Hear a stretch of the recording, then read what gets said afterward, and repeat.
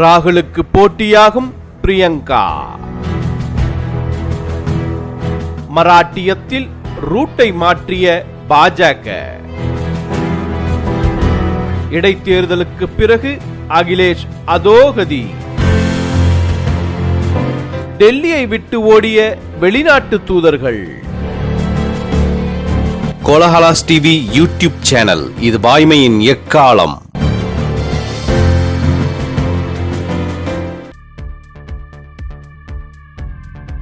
வணக்கம் நண்பர்களே, நீண்ட இடைவெளிக்கு பிறகு உங்கள் அபிமான டெல்லி ராஜகோபாலன், பத்திரிகை உலக ஜாம்பவான், விவாத அரங்கத்தில் காணொளி மூலம் இணைகிறார். வணக்கம் ராஜகோபாலன்.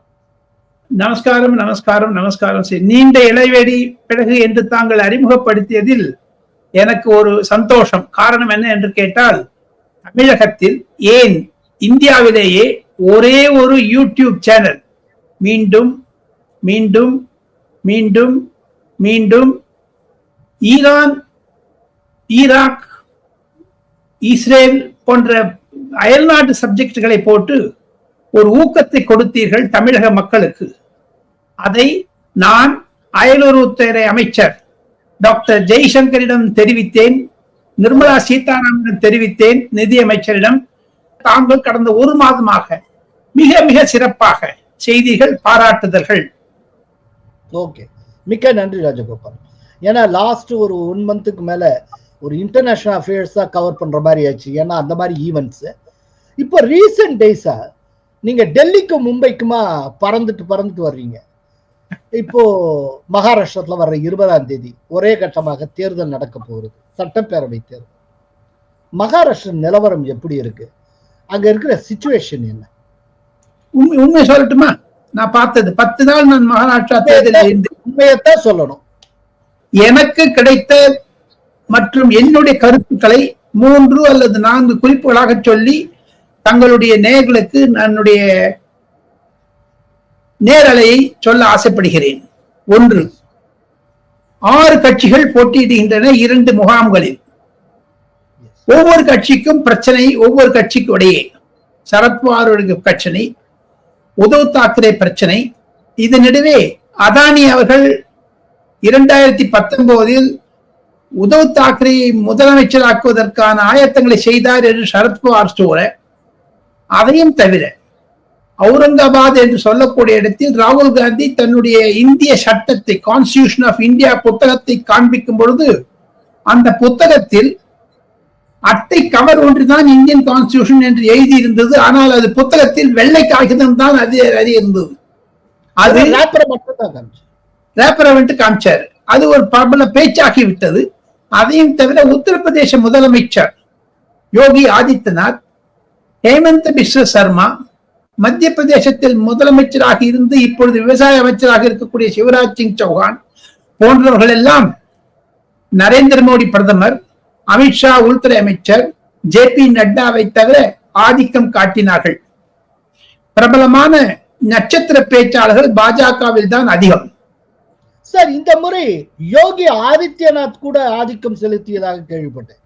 மோடிக்கு நிகரான அதே மரியாதை யோகிக்கும் கொடுக்கப்பட்டது. 18 கூட்டங்கள் பேசியிருக்கிறார் யோகி ஆதித்யநாத். ஓகே, தன்னுடைய மாநிலத்தில் இருக்கக்கூடிய உப தேர்தல்களை எல்லாம் விட்டுவிட்டு ஜார்க்கண்டிலும், மும்பையிலும், மகாராஷ்டிராவிலும் அதிகமாக பிரச்சாரம் செய்தது நரேந்திர மோடி, அமித்ஷாவுக்கு அடுத்தது யோகி ஆதித்யநாத் தான். அவர் ஒரு விவாதத்திற்குரிய ஒரு பேச்சை பாட்டேங்கே தோ கட்டேங்கே அப்படிலாம் ஒரு ஹிந்தியில ஒரு ஒன்லைனர் சொல்லி பெரிய கலடை பண்ணி விட்டார். அது பங்களாதேஷில் இருக்கக்கூடிய இந்துக்களுக்கு எப்படி அநியாயம் அழைக்கப்படுகிறது, இந்து கோவிலைகளை எல்லாம் உடைக்கிறார்கள் என்ற பின்னணியில் அவர் பேசினார் பங்களாதேஷ் சமயத்தில். ஆனால் அது இப்பொழுது உபயோகிக்கிறார்கள் எதிர்கட்சியினர். அதை மீண்டும் மீண்டும் அவரும் சுட்டி காண்பிக்கிறார். இதை தவிர நரேந்திர மோடி அவர்கள் பேச்சில் ஒரு ஆக்ரோஷத்தை காண்போம். அதே மாதிரி ராகுல் காந்தி பேசியது வயநாடில் தான் அவர் அதிகமாக டைம் செலுத்தினாலே தவிர மகாராஷ்டிராவில் ஏற்கனவே உத்தவ் தாக்கரேக்கும் ராகுல் காந்திக்கும் இடையே சண்டை, அஜித் பவாருக்கும் தேவேந்திர பட்னவிஸிற்கும் இடையே சண்டை. மிஸ்டர் ஏக்நாத் ஷிண்டே என்பவர் ஒரு ஆட்டோ ரிக்ஷா டிரைவராக இருந்தவர். மரியாதைக்குரிய பால் தாக்கரே அவர்கள் உயிருடன் இருந்த பொழுது அவருக்கு தானே என்று சொல்லக்கூடிய இடத்தில் பிரபலமாக ஆனந்த் திகே என்று சொல்லக்கூடிய ஒரு பிரபலமான சிவசேனா தலைவருக்கு அடுத்ததாக இருந்தவர் தான் ஏக்நாத் ஷிண்டே. அவர் மிக பிரபலமாக இருக்கிறார் பொதுமக்களிடம். அவர் ஒரு மாபெரும் ஒரு சித்திரத்தை போட்டு ஒரு பொட்டு வைத்தால் அது ஏக்நாத் ஷிண்டே என்று சொல்லக்கூடிய அளவிற்கு அவர் பிரகடனமாகிவிட்டார் நரேந்திர மோடிக்கு அடுத்ததாக. இதெல்லாம் ஒரு வர்ணனைகள் நான் பார்த்தது.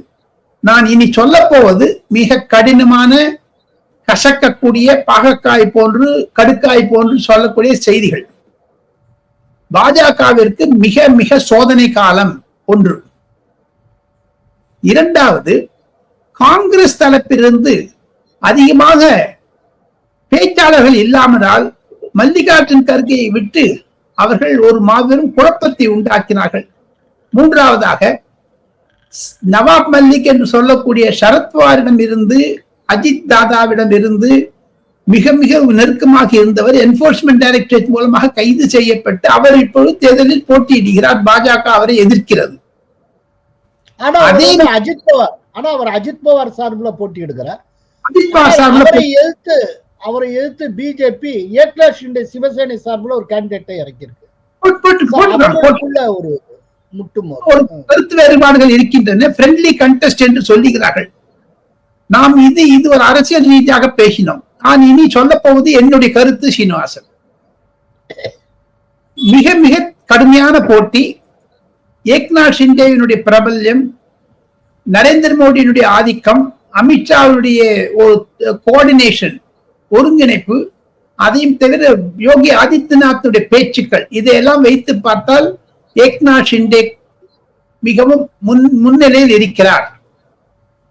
ஆனால் கட்சியில் அஜித் பவாரை சேர்த்துக் கொண்டதில் RSSக்கு பிடிக்கவே இல்லை. RSS மும்முரமாக கங்கணம் கட்டி கொண்டு இறங்கி இருக்கிறார்கள் இந்துத்துவாவை மீண்டும் நிலைநிறுத்த வேண்டும் என்று. இப்பொழுது ஒரு மாகாண வாரியாக மராத்வாடா என்ற இடத்தில் 27-30% முஸ்லிம் ஓட்டுகள் இருப்பதனால் பாஜகவில் இருக்கக்கூடிய கோபிநாத் முண்டேவினுடைய மகள் மற்றும் அசோக் சவான் போன்றவர்கள் எல்லாம் ஓப்பராவே சொல்றாங்க, யோகி ஆதித்யநாத் வந்தா இங்க ஓட்டு வராது, அவர் வரக்கூடாது என்று. இன்னும் 3 நாட்கள் தான் இருக்கின்றன. நாம் இருவரும் வெள்ளிக்கிழமை 15ஆம் தேதி இதை ஒளிப்பதிவு செய்கிறோம். வரக்கூடிய நாட்களில் யோகி வந்தா ஏன் ஓட்டு வராது? அங்கு முஸ்லிம்கள்லாம் அகேன்ஸ்டா, அதாவது முஸ்லிம்களுக்கு என்று அஜித் பவாருக்கு வரக்கூடிய ஓட்டு. யோகி வரலைனாலும் முஸ்லிம்ஸ் பிஜேபிக்கு ஓட்டு போடுற போறாங்களா? இல்ல, அஜித் பவாருக்கு போகாது. அஜித் பவாருக்கு போடாக காங்கிரஸுக்கு போயிடக்கூடாதுங்கிற அவங்களுடைய அச்சம். ஓகே, சரத்பவாருக்கு போகக்கூடாது என்ற அச்சம், அதனால வரக்கூடாது என்று சொல்லுகிறார்கள்.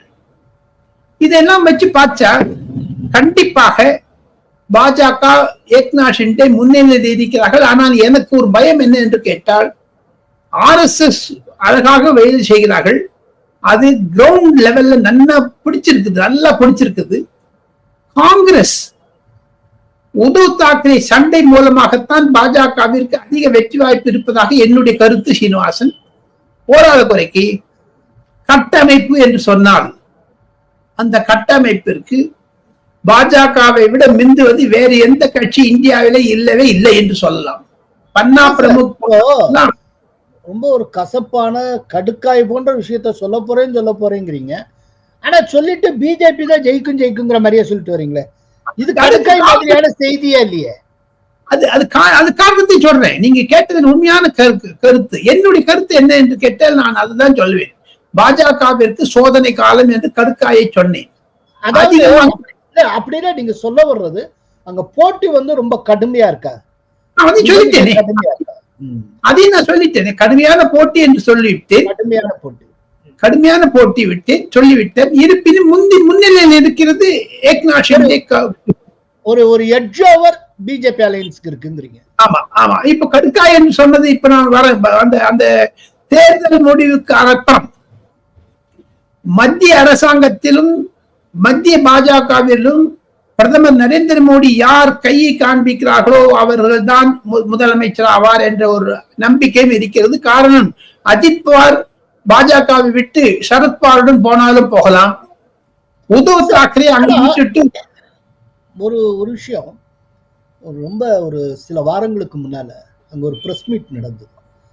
அப்போ ஏக்நாத் ஷிண்டே, தேவேந்திர பட்னவிஸ், அஜித் பவார் 3 பேர் உட்கார்ந்து இருந்தாங்க. அப்ப திடீர்னு பத்திரிகையாளர்கள் கேட்கிறாங்க, நீங்க ஜெயிச்சிட்டீங்கன்னா உங்களுடைய சீஃப் மினிஸ்டர் யாரு, சீஃப் மினிஸ்டர் கேண்டிடேட்டை சொல்லாம இருக்கீங்களே அப்படின்னு. அதுக்கு உடனே பட்னவிஸ் கேட்கிறாரு, வருங்கால சீஃப் மினிஸ்டர் இங்கதான் உட்கார்ந்துருக்காரு, இந்த இருக்கிறார் அப்படின்னு ஏக்நாத் ஷிண்டேயை காட்டுகிறார். கிட்டத்தட்ட ஏக்நாத் ஷிண்டேவே அவங்க சுட்டி காட்டாங்க, அவர் தான் ஜெயிச்சால் வரப்போறாருன்னு. ஆனா இதுக்கு மத்தியில நீங்க டெல்லியிலே இருக்கிறதுனால ஒரு கேள்வி, எதிர்காலத்துல அநேகமா வருகிற ஜனவரி பிப்ரவரி வாக்குல தேவேந்திர பட்னவிஸ் பிஜேபியுடைய தேசிய தலைவராக தேர்ந்தெடுக்கப்படலாம்னு சொல்றாங்க. அதற்கு எந்த அளவுக்கு சாத்தியம் இருக்கு? அது தேர்தல் முடிவுக்கு பிறகுதான் சொல்ல முடியும் சீனிவாசன். பாஜக, அதாவது மகாராஷ்டிரா தேர்தலுக்கு பிறகுதான் சொல்ல முடியும். ஒருவேளை அஜித் பவாரை முதலமைச்சராக்குகிறேன் என்று உத்தவ் தாக்கரே அவர்கள் உத்தவ் தாக்கரேயை ஒதுக்கிவிட்டு சரத்பவார் ஒரு ஃபார்முலா கொடுத்தாருன்னா அதுக்கு எல்லாரும் அந்த பக்கம் போயிடுவாங்க. இருப்பினும் ஒரு பிராமண சமுதாயத்தை சேர்ந்த தேவேந்திர பட்னவிஸை பாஜகவின் தலைவர் ஆக்க மாட்டார்கள் என்பது என்னுடைய உறுதியான கருத்து சீனிவாசன். உறுதியான கருத்து. அவர் ஓபிசி ஒரு லேடி தான் ப்ரொஜெக்ட் பண்ணணும்னு பார்த்துட்டு இருக்காங்க. அதுவும் உத்தரப்பிரதேசம், பீகாரில் இருந்து வரக்கூடிய பெண்மணி தான் என்று சொல்லுகிறார்கள் பாஜகவினர். இப்ப ஜெகத் பிரகாஷ் நட்டா எந்த கம்யூனிட்டி? பிராமின் கம்யூனிட்டி. அப்புறம் அவர் ஆக்கியிருக்காங்களே, அப்புறம் என்ன? அடுத்து பிராமின் வர முடியுமா என்ன? ஒரு பிராமணர் இருந்தாரு, அடுத்த வாட்டி ஓபிசி கொடுக்கணும்னு பாக்குறாங்க இல்லையா? சோ ஆக மொத்தம் தேவேந்திர பட்னவிஸுக்கு சான்ஸ் நிச்சயம் இருக்கு, யாரும் இல்லைன்னு சொல்ல. நீங்க சொல்ற மாதிரி ஏன் மத்திய அமைச்சர் ஆகக்கூடாது, அவர் ஏன் பாஜக வேண்டும், இதெல்லாம் இருக்கு. சோ ஆக மொத்தம் மகாராஷ்டிரா தேர்தல் என்பது நான் கசப்பு என்று சொன்னதற்கு காரணம், தேர்தலுக்கு பின் சரத்பவாரோ உத்தவ் தாக்கரேயோ எந்த நிலையில் இருப்பார்கள் என்று தெரியவில்லை. 3 டிஜிட் எழுதி வச்சுங்க சீனிவாசன், பாஜகவிற்கு ஒரே ஒரு கட்சிக்குத்தான் கிடைக்கும், மீதி எல்லாம் 2 டிஜிட்ஸ் தான் சொல்லலாம். சார், இப்போ அடுத்தாப்புல பிஜேபி ரொம்ப எதிர்பார்க்கக்கூடிய இன்னொரு மாநிலம் உத்தரப்பிரதேஷ். உத்தரப்பிரதேஷ்ல 9 சட்டப்பேரவை தொகுதிகளுக்கான இடைத்தேர்தல் நடக்க இருக்கிறது.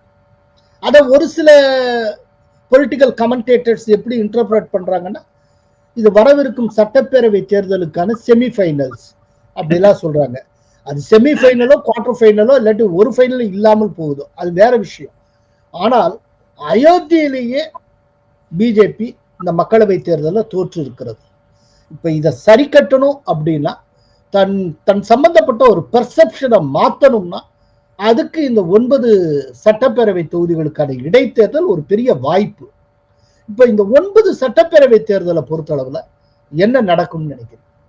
உத்தரப்பிரதேசத்தை பொறுத்து மட்டும் 3 கருத்துக்கள். அந்த இடைத்தேர்தல் நடந்து முடிஞ்சாச்சு. இந்த 13ஆம் தேதி வயநாட்டோட நடந்து முடிஞ்சாச்சு. சீனிவாசன், நாம் இருவரும் பேசுகிறோம். பொறுப்புள்ள யோகி ஆதித்யநாத் 8 நாள் அந்த தேர்தல் பிரச்சாரத்தை உத்தரப்பிரதேசத்தில் கான்சென்ட்ரேட் பண்ணாமல் மகாராஷ்டிரா, ஜார்க்கண்ட் இன்னும் பண்ணுகிறார் என்றால் அவர்களுக்கு தோத்து போடுவோம் என்மை இருக்குமா, இல்ல ஜெயிப்போன்னு இருக்குமா? ஏன் அவர் வெளியே வந்தாரு? ஒருவேளை ஓவர் கான்பிடன்ஸ் இருக்கலாம், ஜெயிச்சிருவோம்னு இருக்கலாம். என்னை பொறுத்து மட்டும் கேட்டீர்களே, ஆனால் நான் பல உத்தரப்பிரதேச தலைவர்களிடம் பேசியதில் 6 சீட்டு நிச்சயம் பிஜேபி ஜெயிச்சது. 6. ஓகே. Out of 9. கடந்த தேர்தல் இந்த 9 சீட்ல யார் யார் எவ்வளவுன்னு பாத்தீங்கன்னா, 5 சமாஜ்வாதி பார்ட்டி 4, 3 பிஜேபி, 4, 7. மீதி 2ல 1 நிஷாத், இன்னொன்னு இந்த ராஷ்டிரிய லோக்தள் அந்த கட்சி. இப்ப அந்த ராஷ்டிரிய லோக்தள் நிஷாத் பார்ட்டியும் பிஜேபியோட தான் இருக்கு. சோ அப்படி பாத்தீங்கன்னா பிஜேபி கூட்டணிக்கு 5, சமாஜ்வாதி பார்ட்டிக்கு 4 அப்படிங்கறத இதுக்கு முன்னாலே இருந்த நிலவரம். இப்ப யார் எப்படி கைப்பற்றுகிறார் அப்படிங்கறத பார்க்கணும். ஆனா முன்னை காட்டில் நீங்க சொல்ற பார்த்தா பிஜேபி கூட்டணிக்கு முன்னை காட்டில் 1 சீட்டு கூடுதலாகவே கிடைக்கும் அப்படின்னு சொல்றீங்க. அதற்கு காரணங்கள் பல இருக்கின்றன. தோல்வியுற்ற லோக்சபாவில் இவர்கள் மும்முரமாக தன்னுடைய ஒரு டிஃபரன்சஸ் ஒப்பீனியன், கருத்து வேறுபாடுகள் எல்லாம் சரி செய்து கொண்டு விட்டார்கள். RSS முழு மூச்சாக கங்கணம் கட்டி கொண்டு களத்தில் இறங்கி விட்டார்கள். போதாத குறைக்கு தீபாவளியினுடைய முதல் நாள் 25 லட்சம் விளக்குகளை ஏற்றி வைத்தார்கள் அயோத்தியாவில். அது ஒரு மாபெரும் சாதனை. அயோத்தியால ராமருக்கு கோயில் கட்டிய அங்க வந்து பிஜேபி தோத்துருக்கு. இப்ப விளக்கேற்றி வச்சதுனால ஜெயிச்சிரும்னு எப்படி சார் சொல்றீங்க? ஜெயிக்க முடியாதுங்க சீனிவாசன். நான் உண்மை, நீங்க சொல்றது 100% உண்மை. ஆனால் ஒரு பிம்பங்கள் மாறுகின்றன என்பதைத்தான் நான் பிரதிபலிக்கிறேன். இது நடுவே உத்தரப்பிரதேசத்தில் அயோத்தியாவில் சமாஜ்வாதி பார்ட்டி ஜெயித்துடுன்னு சொன்ன ஒண்ணுமே கனடாவிலிருந்து பன்னு என்று இருக்கக்கூடிய காலிஸ்தானிக்கார் சொல்ல ராமர் கோவிலை நான் வெட்டி தீர்ப்பேன், குண்டு வைத்து தகர்ப்பேன் என்று சொல்லுகிறார். அதில் ஒத்துமுறை வராதா? நீங்க பாசிட்டிவா நினைக்கிறீங்க, நான் அது ஒரு நெகட்டிவா சொல்றேன். அதை பாருங்களேன். சோ ஆக மொத்தம் அயோத்தியா ஒரு கான்சென்ட்ரேட்டட் இதுவாக இருந்தாலும் பொதுமக்களிடையே லோக்சபாவில் இருந்த தேர்தல் நிலைமை அசம்பிளியில் மாறுபட்டு விட்டது. பாஜக மக்களவை தேர்தல்ல பிஜேபி எதிர்பார்த்ததை காட்டிலும் குறைவாக பெற்றது. ஆனால் சட்டப்பேரவை தேர்தல் நீங்க சொல்ற மாதிரி 9க்கு 6 இல்லாட்டி அதுக்கு மேலையும் பிஜேபி கூட்டணி ஜெயிக்கிறதுன்னு வச்சுப்போம். அந்த வெற்றியை நீங்க எப்படி இன்டர்பிரட் பண்ணுவீங்க? அகிலேஷ் யாதவுக்கு எதிர்காலம் இல்லை என்று சொல்லலாம். ஓ, உங்க இன்டர்பிரேஷன் அதுதான். அகிலேஷ் யாதவுடைய future will be at stake. Okay. எப்பவுமே அரசியலை அணுக வேண்டும் என்றால் எதிர்கட்சி மூலமாகத்தான் பார்வை வேண்டும் சீனிவாசன். அது என்னுடைய கருத்து சீனிவாசன். இதான் சார் உங்க எக்ஸ்பீரியன்ஸ். இந்த பாயிண்ட் ஆஃப் வியூ இருக்குல்ல, இது டக்குன்னு எல்லாருக்கும் வராது. நீங்க ஆப்போசிட் சைட்ல இருந்து ஒன்னு டிசைன் பண்றீங்க உங்களுடைய இன்டர்பிரேஷன் வரைக்கும். Okay okay sir. இப்போ ரொம்ப ரொம்ப ரொம்ப இம்பார்ட்டன்ட், எல்லோரும் எதிர்பார்க்கக்கூடிய ஒரு இடைத்தேர்தல் சார், வயநாடு. வயநாடுங்கிற தொகுதி 2009 உருவாக்கப்பட்டது. அதுல இருந்து இன்னைக்கு வரைக்கும் வந்திருக்க தேர்தல்ல இந்த தேர்தல்ல தான் ரொம்ப ரொம்ப போலிங் பர்சன்டேஜ் குறைவா இருக்கு. 64 இல்லாட்டி 65%. ஒருவேளை அங்க இப்போ லேண்ட்ஸ்லைட் நடந்தது, பல கிராமங்களே இல்லாமல் அழிந்து போனது, மக்கள் இடம்பெயர்ந்திருப்பது, இன்னும் பல பேர் காணாமலே போய்விட்டு திரும்பாமல் இருப்பது, இந்த விதமான ஒரு நேச்சுரல் டிசாஸ்டர் ஒரு பெரிய காரணமாக இருக்கலாம் இந்த போலிங் பர்சன்டேஜுக்கு. இதை வந்து காங்கிரஸ்க்கு எதிரான விஷயம்னு இன்டர்பிரட் பண்ண முடியுமா அப்படிங்கறத எனக்கு டவுட் இருக்கு. பட் இதெல்லாம் தாண்டி பிரியங்கா காந்தி திட்டவட்டமாக ஜெயிப்பார் அப்படிங்கிறது எல்லாருமே நம்புகிறார். இல்ல இப்ப நான் என்ன கேட்கிறேன்னா, அவர் வெற்றி மேல எனக்கு எந்த சந்தேகம் இல்லை. இப்ப அவர் ஜெயிச்சுட்டு லோக்சபா போறார் இல்லையா, அவர் போனதுக்கு பிறகு லோக்சபால காங்கிரசுடைய கை எப்படி ஓங்கும், அவர் என்ன விதமா செயல்படுவார், இதை பற்றி உங்களுடைய அனுமானம் என்ன?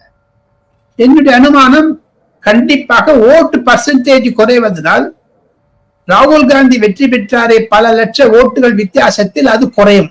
பிரியங்கா காந்திக்கு மிக மிக குறையும்.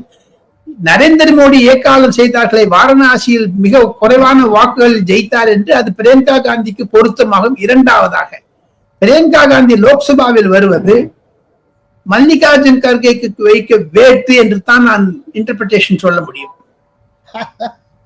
என்ன சார் ஒவ்வொருத்தருக்கும் ஒரு வேட்டு போடுறீங்க? ஓகே. 80 வயசுக்கு மேல ஆயிடுச்சு.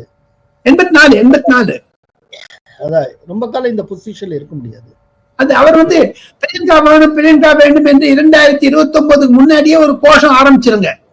காரணம் என்ன என்று கேட்டால், இப்பொழுது 2024 தோல்வியுற்றது, தொடர்ச்சியாக 3வது முறையாக தோல்வியுற்று ஒரு ஏமாற்றத்தை கண்ட காங்கிரஸ் அயல் நாடுகளில், குறிப்பாக நான் ஒரு முக்கியமான விஷயத்தை சொல்ல ஆசைப்படுகிறேன் சீனிவாசன், அயல் நாடுகளில் காங்கிரஸுக்கு மீது இருந்த மரியாதை போய்விட்டது. ஹரியானா தேர்தல் ஒரு இந்தியாவிற்கு ஒரு பாடம். அமெரிக்க தேர்தல் டொனால்ட் ட்ரம்பினுடைய விக்டரி அமெரிக்காவிற்கு ஒரு பாடம். அங்க இருக்கக்கூடிய ஜார்ஜ் சோரேஸ், மிஸ்டர் சாம் பெட்ரோலாவிற்கெல்லாம் மூக்கு உடஞ்சி கறி பூசி விட்டாங்க மூஞ்சில. அதனால 2029 பிரியங்காவை முன்னிறுத்தலாம் என்று காங்கிரஸ் ஆசைப்படுகிறது என்பதைத்தான் நான் சொல்ல ஆசைப்படுகிறேன். இதுக்கு முன்னாலேயே நம்ம பலதான் பேசியிருக்கோம். அரசியல்ல தனக்கு போட்டியா பிரியங்கா வர்றதா ராகுல் விரும்பவில்லை. அதனால்தான் பிரியங்கா ரொம்ப தீவிரமா அரசியல் ஈடுபடாமல் இருந்தார் அப்படின்னு. இப்ப ராகுல் இத்தனை காலமா பாடுபட்டு வர்றப்ப திடீர்னு பிரியங்காவை வந்து முன்னிலைப்படுத்தினால், ராகுலை ஓவர்லுக் பண்ணிட்டு முன்னிலைப்படுத்தினா அதை ராகுல் ஏற்றுக்கொள்வாரா? ராகுல் காந்தி எத்தனை பேர் லான்ச் பண்ணாலும் புஷ்ஷு கீழே விழுந்துடுதுங்களே, எங்க அது? ஒரு வாட்டி பிரியங்கா காந்தி ஏவுகணை விடலாம் தான் காங்கிரஸ் நினைக்கும்.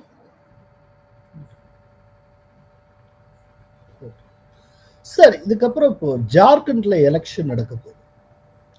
ஆமா, அதுல முதல் கட்ட தேர்தல் நடந்து முடிந்து விட்டு, இரண்டாம் கட்ட தேர்தல் வர 20ஆம் தேதி, 23ஆம் தேதி வாக்கு எண்ணிக்கை. ஜார்க்கண்டை பொறுத்தளவுல உங்களுடைய அசஸ்மெண்ட்? கண்டிப்பாக பாஜக ஜெயிக்கிறது. ஜார்க்கண்டில் ஊழல் அரசாங்கம், அதையும் தவிர அங்க இருக்கக்கூடிய மாஃபியாக்கள், அதையும் தவிர முதலமைச்சராக இருந்த சப்பு சோரையனே இங்க வந்துட்டாங்களே பிஜேபியில. சிப்பு சோரன், ஆமா, சிப்பு சோரையனுடைய உறவினர், ஹேமந்த் சோரன் உறவினர், அவரே பிஜேபி பக்கம் வந்துட்டாரு. அவருடைய அலை என்பது இருக்கிறது, சைலண்ட் ரெவல்யூஷன். அதையும் தவிர ஒன்றே ஒன்று குறிப்பிட ஆசைப்படுகிறேன். இன்று பிர்சா முண்டாவுடைய 150வது பிறந்த நாள். பீகாரினுடைய ஆதிக்கம் செலுத்தியவர். 150 ஆண்டு ஆணுக்கு முன்பாகவே ஒரு சாதாரண விவசாயி ஆங்கிலேயரை எதிர்த்து போராடி சுதந்திரம் வேண்டும் இந்தியாவிற்கு என்று சொன்ன கூக்குரல் விட்ட ஒரே ஒரு தலைவர் பிர்சா முண்டா என்பவர். அந்த இடத்திற்கு நான் சென்றிருக்கிறேன் ராஜீவ் காந்தியுடன். முதல்ல பிரதமராக இருந்த போது மணிசங்கர் என்னை அழைத்துக் கொண்டு போனார். அவ்வளவு மரியாதை உண்டு. அந்த இடத்தில் காங்கிரஸ் மிக மிக மோசமான செய்திருக்கிறது. நேற்று, அதாவது 14ஆம் தேதி வியாழக்கிழமை, மீர் என்பவர், ஜம்மு காஷ்மீருடைய காங்கிரஸ் தலைவர், அவர் சொல்லிவிட்டார், குஸ்பேட்டி என்றால் இன்ஃபில்ட்ரேட்டர்ஸ் என்று அர்த்தம். பங்களாதேஷ் ரோஹிங்யா ஊடுருவல்காரர்கள் ஜார்க்கண்டில் இருக்கிற அனைவருக்கும் நான் கேஸ் சிலிண்டர் ஃப்ரீயாக கொடுக்கிறேன் என்று சொல்லிவிட்டார். அது ஒரு மாபெரும் பிரச்சனையாகிவிட்டது. நரேந்திர மோடி அவர்கள் நேற்று கூட்டத்தில் எதிரொலித்தார். அது ஹிந்தி டெலிவிஷன் ஆஜ் தக், ஏபிபி நியூஸ், ஜி நியூஸ் போன்ற ஒரு இந்து டைம்ஸ் நவ், நவபாரத் போன்ற தொலைக்காட்சிகள் எல்லாம் நீங்க டியூனிங் செய்து பார்த்தால் ஒரு விஷயம் வெளிப்படுகிறது. கண்டிப்பாக பாஜக முன்னிலையில் இருக்கிறது. நான் அந்த கடுக்கா பாக்கால இங்க சொல்ல மாட்டேன். ஓகே சார், இப்போ உங்க ஃபேவரட் ஏரியாஸ் செய்தி துளிகள். செய்தி துளிகள் 1.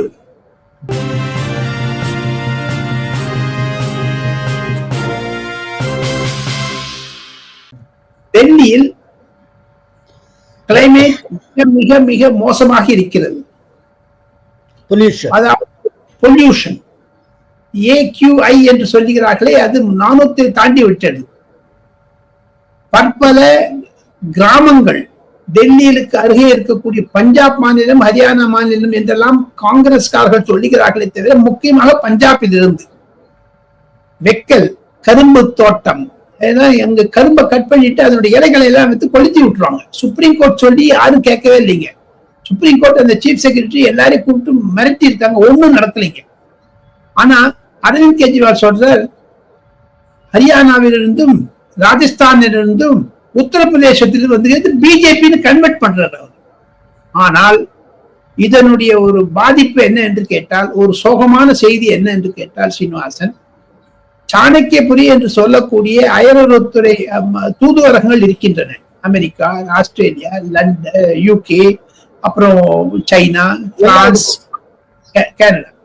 அங்கு இருக்கக்கூடிய தூதுவர்கள், அயல் நாட்டு தூதுவர்கள் 40 பேர் நேற்று முன்தினம் ஸ்பெஷல் பிளேன் எடுத்துட்டு அவங்க ஊருக்கு போயிட்டாங்க. இல்லைன்னா தாய்லாந்து, சிங்கப்பூருக்கு போயிட்டு அங்க ஒரு வாரம் கழிச்சு தான் வரப்போறாங்க. அப்பேற்பட்ட மோசமான நிலை, உடல்நிலை பலருக்கு பாதிக்கிறது. டெங்கு போன்ற வியாதிகள் இருக்கின்ற இந்த செய்தி துளி இது மிக மிக முக்கியமானது. காரணம் என்ன என்று கேட்டால், டெல்லி சூழ்நிலை என்பது மோசமாகிக் கொண்டே வருகிறது சீனிவாசன். அரசியல் ரீதியாக இருந்தாலும் சுற்று சூழ்நிலை காரணமாக கூட மிக மிக அதை கட்டுப்படுத்தவில்லை என்றால் வரக்கூடிய 20-30 ஆண்டுகளில் இந்திய தலைநகரம் கூட மாற்ற வேண்டிய நிலைமைக்கு ஆளாக்கப்பட்டு விடுவார்கள். காரணம், பஞ்சாப் சரியாகலைன்னா சீனிவாசன், இந்த பொல்யூஷன் டெல்லி அஃபெக்ட் பண்ணத்தான் பண்ணும் சீனிவாசன். ஆனா பஞ்சாப்ல கைய வைக்க முடியல. பஞ்சாப்ல கை வச்சா தான் ஷாக் அடிக்குது. உடனே விவசாயிகள் கிளம்பிடுறாங்க, டிராக்டரோட படையெடுத்துறாங்க. அப்படியே சொல்றீங்க. பகவத்சிங் மான் ஏங்க பேசாத இருக்காரு இத்தனை நாள்? அங்க ஆம் ஆத்மி கட்சியில எவ்வளவு சண்டை, அதெல்லாம் தெரியும். விவசாயி சார், அவ்வளவு பெரிய போராட்டத்தை விவசாயி தூண்டி விட்டதே ஆம் ஆத்மி தானே சார். அப்புறம் அவர் எப்படி சார் செயல்படுவாரு? அவங்க அமைதியா தான் இருப்பாங்க. அது தவிர கேரளால இருந்து சாவி கொடுக்குறாங்க. கனடா, டொரண்டோ, அங்க மாதிரி இடத்துல இருந்து வருதுங்க. செய்தி துளி 2.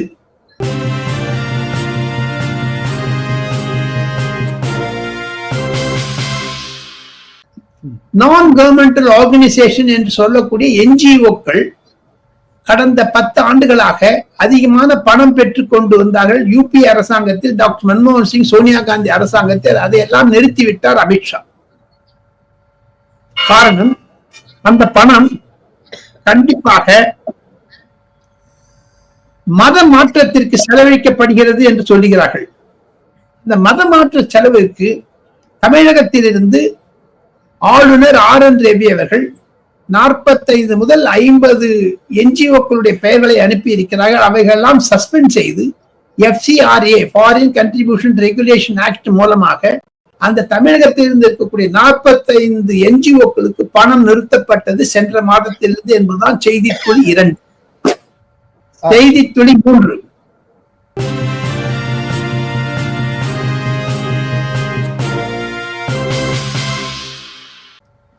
ஜனவரி மாதத்தில் பீகார் தேர்தல் மும்மரமாகிவிடும் 2025 எண்டில், நவம்பர்ல. அதற்காக மத்திய சபையில் 3 அல்லது 4 புது அமைச்சர்களை பீகாரிலிருந்து சேர்க்க இருக்கிறார் நரேந்திர மோடி. அது மத்திய சபையில் மாற்றங்கள் இருக்கும். தென்னிந்தியாவில் இருக்கக்கூடிய ஜூனியர் மினிஸ்டர்ஸ்ல சிலருடைய தலை உருளும் என்பதுதான் செய்தி. டெல்லியில் பரவலாக பேசப்பட்டு வருகிறது. நவம்பர் மாதத்தில் 25ஆம் தேதி நாடாளுமன்ற கூட்டம் தொடரில் முடிந்தவுடன் கண்டிப்பாக சூட்டோடு சூடாக ஜனவரி 1 மாதத்தில் நிதிஷ்குமாரின் வேண்டுகோள் படி மேலும் 3-4 அமைச்சர்களை நரேந்திர மோடி தன்னுடைய அமைச்சரவையில் சேர்க்க இருக்கிறார்கள் என்பதுதான். அதில் ஒரு தமிழ், தெலுங்கு, கர்நாடகா, கேரளா போன்ற இடங்களில் இருக்கக்கூடிய குட்டி மந்திரிகளுடைய தலைகள் உருளக்கூடும் என்று டெல்லியில் பரவலாக பேசப்படுகிறது. ராஜகோபாலன், ரொம்ப நாளுக்கு அப்புறம் வந்திருக்கீங்க. ஆனா அப்படியே சரம் மாதிரியா அருவி மாதிரி செய்திகளை, தகவல்களை தந்திருக்கிறீர்கள். மிக்க நன்றி ராஜகோபால். நமஸ்கார். நமஸ்கார். கோலாகலாஸ் டிவியுடன் உங்களையும் இணைத்துக் கொள்ள கீழே உள்ள ஜாயின் பட்டனை அழுத்தி உறுப்பினராகுங்கள். காவிரி குழுவில் உறுப்பினராகி பிரத்யேக பேட்ச்களை பெறுங்கள். கங்கா குழுவில் உறுப்பினராகி கோலாகல ஸ்ரீனிவாசிடம் நேரடியாக கேள்வி கேட்கும் வாய்ப்பை பெறுங்கள். உங்கள் கேள்விகளுக்கு வாரந்தோறும் பதிலளிக்கிறார் கோலாகல Srinivas. Kolahalas TV YouTube channel, இது வாய்மையின் எக்காலம்.